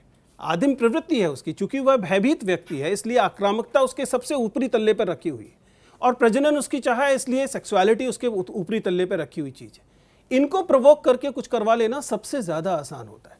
इसलिए ऐसा नहीं है कि ये एंकर अगर आपको उन्मादी बना दे रहे हैं तो कोई बहुत बड़ी उपलब्धि है उनकी, नहीं, विवेकशील बनाए तब उपलब्धि है ना, विवेकशील नहीं बना रहे हैं। एक अच्छा कम्युनिकेटर आपको विवेकशील बनाता है, वो आपको अपना फॉलोअर नहीं बनाता, वो आपको ऐसा बनाने की कोशिश करता है कि आप उससे भी असहमत हो सके। ये अच्छे कम्युनिकेशन की पहचान है। दुर्भाग्य से हमारे करंट एंकर्स ऐसा नहीं कर रहे, अधिकांश नहीं कर रहे थे, और इसलिए आपको वीडियो का वो टाइटल दिखाई देता है। जनता के सवाल आए, किसी ने पूछा कि विजेंद्र मसीजीवी, क्या मायने हैं मसीजीवी के? देखिए, मैंने बताया कि हम लोगों ने 2003 के आसपास हम लोगों का वह संघर्ष चल रहा था जिसमें हम चाहते थे कि हिंदी इंटरनेट पर इस्तेमाल हो, और हम लोगों को यूनिकोड की एक लड़ाई है जो केस स्टडी की तरह है, पत्रकारिता के विद्यार्थी शायद पढ़ते होंगे जब हम ब्लॉग और इत्यादि को देखते हैं। क्योंकि जब यूनिकोड आया तो पहली बार सोशल मीडिया शुरू हुआ, और उसमें मैंने अपना जो ब्लॉग बनाया उसका नाम मसीजीवी था। मसी मतलब इंक, स्याही, ठीक है। तो वह व्यक्ति जो स्याही पर जीता है, तो एक सेंस में आप सब लोग मसीजीवी ही हैं, क्योंकि पत्रकार मसीजीवी होता है, लेखक मसीजीवी होता है, पाठक मसीजीवी होता है, यानी वह व्यक्ति the one who lives on ink, जो स्याही पर जीता हो, जो लिखने पढ़ने पर जीता हो, उसे हम मसीजीवी कहते हैं। चूँकि मेरा वह ब्लॉग मसीजीवी था, 2003-04 में बना, और मैं तब से लगातार सोशल मीडिया पे रहा हूँ, इसलिए यह नाम मेरे साथ जुड़ गया जी। और एक सवाल ये भी पवन कुमार पूछ रहे हैं कि आप खुद अपनी यूपीएससी कोचिंग कब खोलेंगे? नहीं खोलूँगा, मेरे कारण कई यूपीएससी कोचिंग वाले पहले से ही नाराज हैं। देखिए, तय मानिए कि आप समझ सकते हैं कि मैं विश्वविद्यालय का शिक्षक हूँ, और मैंने बार बार कहा है कि I want to die as a teacher, unless of course मेरा लक्ष्मण यादव कर दे कोई, वो एक अलग स्थिति है। लेकिन अगर मैं विश्वविद्यालय, जब तक रहने का अवसर रहेगा, मैं विश्वविद्यालय में पढ़ाना चाहूँगा, क्योंकि क्लासरूम से मुझे वह ऑक्सीजन मिलती है जो मेरे जीने के लिए ज़रूरी है। तो मैं अपनी कोचिंग तो खैर कभी भी नहीं खोलूँगा। ऐसे ही मैं कभी फुल टाइम मोटिवेशनल स्पीकर भी नहीं बनूँगा, तय मानिए। मैं शिक्षक ही रहूँगा और कोशिश करता रहूँगा कि विद्यार्थी विवेकशील बने, ये काम करता रहूँ। मुझे ये करने दिया जाएगा तो मैं यही करूँगा, जब मुझे ये नहीं करने दिया जाएगा तो फिर तो मतलब आप बेचारगी में कुछ भी करने को मजबूर हो सकते हैं। जी, एक जनाब है सवाल पूछ रहे हैं कि क्या रिलेशनशिप है तैयारी में बड़ा डिस्ट्रैक्शन? यूपीएससी की तैयारी को लेकर पूछ रहे हैं। रिलेशनशिप, आपने इसको लेकर भी मुझे लगता है बात की। मेरा एक वीडियो है इसमें है, और मैं नहीं मानता कि प्रेम या रिलेशनशिप सबसे बड़ा डिस्ट्रैक्शन है। स्वाभाविक है। देखिए, आप इस बात को समझिए कि किस उम्र के विद्यार्थी तैयारी के लिए आ रहे हैं। अगर हमारा समाज, ये जो 20-21 से लेकर 26-27-28 साल के बच्चे, इन्हें रिलेशनशिप्स के से डिसुएड करने वाला समाज बनेगा तो एक क्रूर समाज होगा। ये एक ऐसा समाज होगा जो अस्वस्थ किस्म की यौनिकता और सामाजिक संबंधों को विकसित कर रहा होगा। इसलिए मैं कतई नहीं मानता कि समाज में लड़के लड़कियों के बीच, या लड़के लड़कों के बीच, या लड़की लड़कियों के बीच, LGBTQ पूरे स्पेक्ट्रम में रिलेशनशिप्स होना कोई बुरी चीज़ है।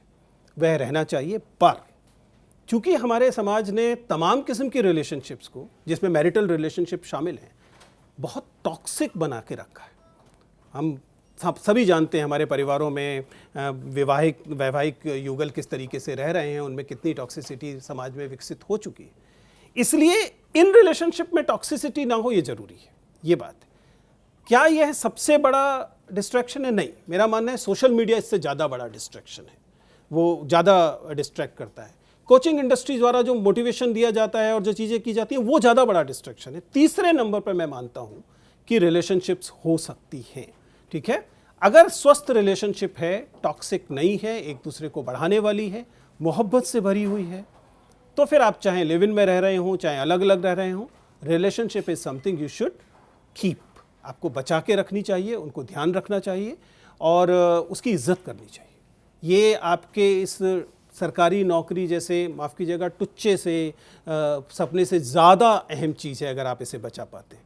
अगर आप 12th फेल फिल्म आपको याद हो, संयोग से मनोज और श्रद्धा दोनों का इंटरव्यू हम लोगों ने पहले लिया, बल्कि श्रद्धा तो हमारे साथ एक बार बोर्ड में भी थी। तो ये रिलेशनशिप फिल्म को जाने दीजिए, उनकी वास्तविक रिलेशनशिप के तौर पे कह रहा हूँ, आप पाएंगे कि खूबसूरत रिलेशनशिप थी जिसने एक दोनों को बढ़ाया।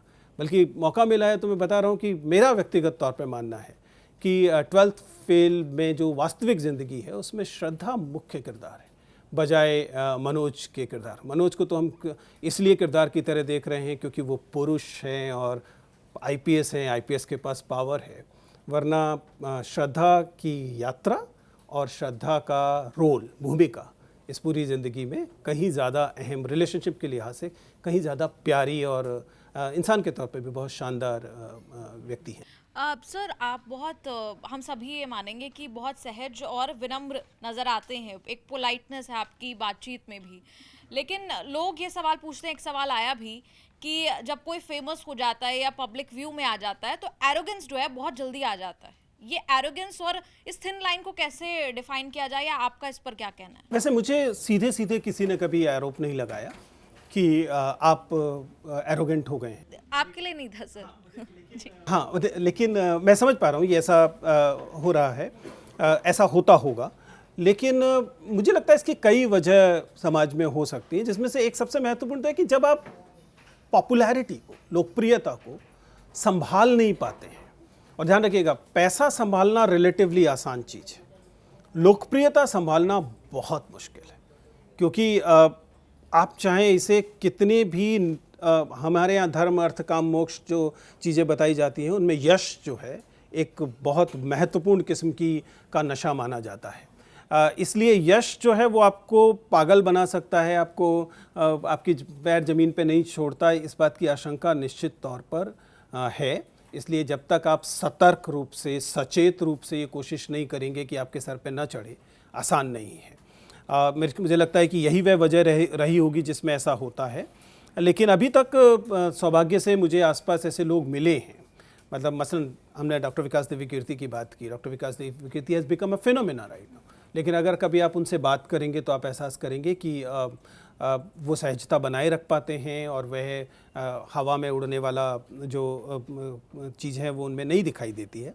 तो ये मेरे ख्याल से व्यक्ति व्यक्ति पर भी निर्भर करता है, लेकिन इसका एक असली समाधान जो है वह समाज में है।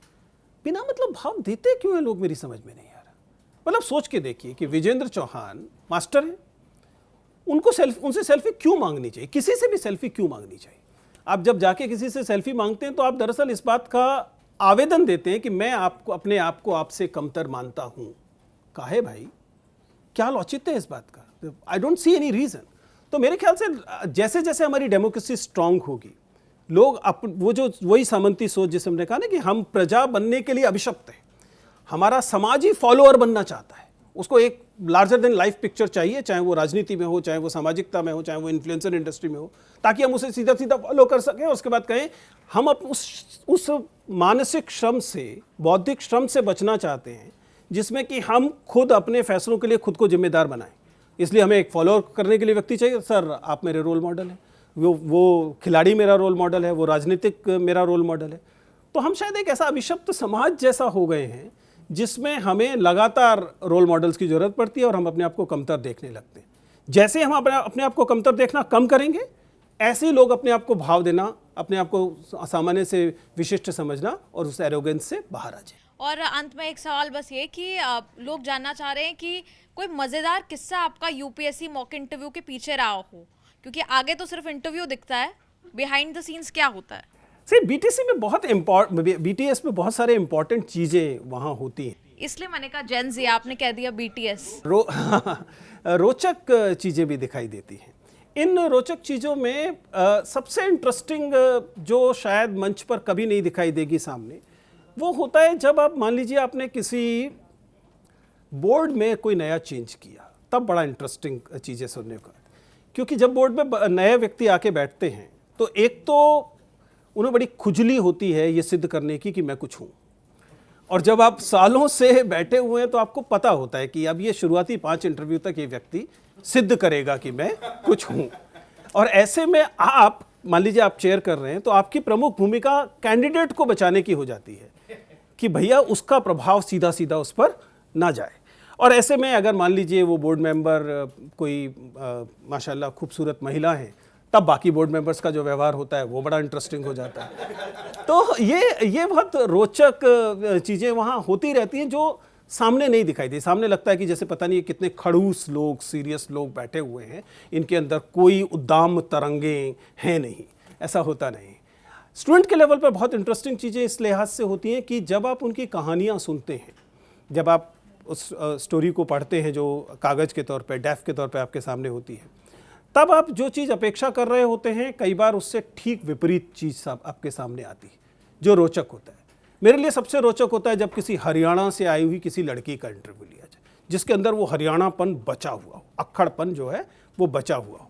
वो बड़ा शानदार इंटरव्यू होता है, जिसमें कि पिछले दिनों एक इंटरव्यू हम लोग ले रहे थे जिसमें कैंडिडेट ने इंटरव्यू दिया, अच्छी कैंडिडेट थी। हमने उसको बाद में सलाह दी कि भाई आप में थोड़ी एरोगेंस दिखाई दे रही है, थोड़ा एरोगेंस अगर कम कर लेंगे तो वहाँ चूंकि फ्रैगाइल ईगो के लोग होते हैं, बहुत भंगुर ईगो के लोग होते हैं, वो बड़ी जल्दी, तो आपके लिए फ़ायदे में रहेगा। 2-3 ऐसे सुझाव हमारे बोर्ड को जो चेयर कर रहे थे उन्होंने दिए, और उस लड़की ने एकदम छूटते हुए कहा जी मैं तो ऐसी हूँ और ऐसी ही रहूँगी, अगर उनकी किस्मत अच्छी होगी तो मुझे ऐसे ले लेंगे, नहीं तो मैं खुश हूँ। ऐसा इस यूपीएससी इंटरव्यूज़ में रेयरली देखने को मिलता है। ये एटीट्यूड जो है, ये वही 3 इडियट वाला एटीट्यूड है कि मैं अपना एटीट्यूड रख लेता हूँ, आप अपनी नौकरी रख लो। तो वो हम लोग अक्सर उसको लेकर वो करते हैं। ऐसे एक प्रतापगढ़ का बालक आया था, वो फाइनली थैंकफुली उसका सिलेक्शन नहीं हुआ। उस बालक ने ये कहा कि उससे पूछा कि आप क्यों बनना चाहते हैं, तो उसने बाकायदा, प्रतापगढ़ सोच रहे तो नाम याद कर लीजिए कौन कौन, उन्होंने उन 4 नामों को दिया कि जी इन्हें ठीक करना है। वो बालक भी प्रतापगढ़ गई था। खैर फाइनली सिलेक्शन नहीं हुआ, इसलिए वो बेचारे ठीक नहीं हो पाए। कुल मिलाकर जितने आपने इंटरव्यूज लिए, मॉक इंटरव्यूज, उसमें से कितने बच्चे पहुंचे भी वहां पर, मतलब आईएएस अफसर बन गए या कितने पहुंचे? देखिए, अगर ये तो स्टैटिस्टिक्स है, स्टैटिस्टिक्स साफ साफ ये कहता है कि 3 गुना से कुछ कम लोगों का मेंस क्लियर होता है, और हम लोग जो इंटरव्यू लेते हैं वो सारे के सारे मेंस क्लियर लोग होते हैं। तो अगर मैं उनको चुपचाप बुला के वापस भी भेज दूँ तब भी 10 में 3 का तो होगा ही, ठीक है ना, तो बहुत सारे हो गए। हालांकि ऐसा नहीं होता, इंटरव्यू से यकीनन लाभ होता है, इसलिए वो विद्यार्थी वहाँ आते भी हैं। तो सामान्यतः हम लोग 50 से 60%, यानी हर साल अगर मैं 500-700 इंटरव्यू लेता हूँ, 500 मान लीजिए, तो 500 का मतलब है कि लगभग 300 लोगों का चयन तो होता है। किस लेवल पे हुआ, कौन सी सर्विस मिली, वो एक अलग बात है, लेकिन 300 के लगभग चयन तो डेफिनेटली होते ही है। तो ऐसे लोगों की संख्या अब हज़ारों में है जिनका चयन हुआ है, जिनका इंटरव्यू मैंने कभी लिया था। ऐसे लोग अब तो अगर आप मतलब किसी वजह से नई दिल्ली 1 के इलाके में घूम रहे हैं तो इस बात की बहुत संभावना होती है कि कोई आपसे आके मिलेगा, हाथ मिलाएगा, कहेगा सर आपने मेरा इंटरव्यू लिया था। आपको ज़ाहिर है याद नहीं होगा, लेकिन वो आपको बताएंगे कि आपने मेरा इंटरव्यू लिया था। कभी कभी सवाल भी बताएंगे कि आपने ये सवाल पूछा था। तो काफ़ी लोग। विजेंद्र जी बहुत बहुत शुक्रिया, आप न्यूज़ तक पर आए। अंत में ये ज़रूर बताइए कैसा आपका एक्सपीरियंस रहा पूरा यहाँ पर? एक तो आप काफ़ी कैजुअली बैठे हुए हैं। मैं मानकर चलता हूँ हमेशा कि जब आप किसी भी अनुभव में जा रहे होते हैं तो लर्निंग जो है वो दुतरफा होती है। तो मैं इस उम्मीद से आया था कि कुछ चीज़ें मेरे पास होंगी जो मैं कहूँगा आप यानी आपके माध्यम से ऑडियंस को शायद उसमें सीखने को मिलेगा, लेकिन उससे ज़्यादा मेरा लालच था कि आप लोगों से मुझे सीखने को मिलेगा। एंड आई होप कि आप लोगों और मुझे दोनों को अपने अपने हिस्से की चीज़ें मिली हैं। So that way it is good. मैं आप सब लोगों को शुभकामनाएं देता हूँ, इस प्लेटफॉर्म को भी शुभकामनाएं देता हूँ। एक इम्पॉर्टेंट काम आप लोगों को करना है और वो काम ये है कि जहर बढ़ाने की बजाय जहर कम करने पे कोशिश कीजिएगा। Thank you. बहुत बहुत शुक्रिया।